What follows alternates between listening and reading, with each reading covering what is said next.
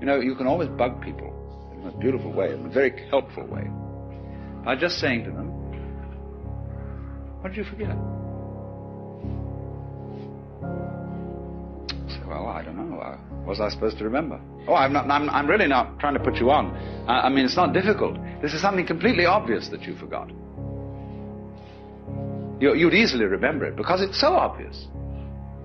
Well, that's the hardest thing in the world to think of. What's the most obvious thing I forgot? Oh, what's that? Well, who do you think you are? Well, how do you answer that question? Who are you?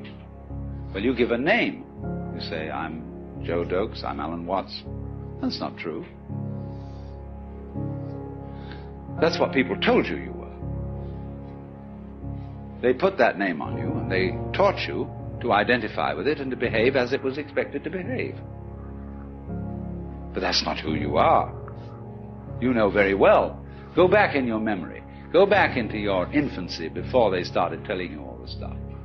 Who are you?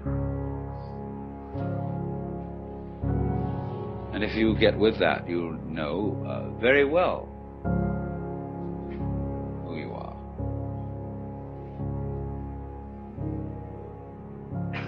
What you are basically, deep, deep down, far, far in, is simply the fabric and structure of existence itself. Only there's a conspiracy that you mustn't let on about that. Because everybody is. And if one person realizes it, the other's a little bit offended. They say, well, how come you're so great?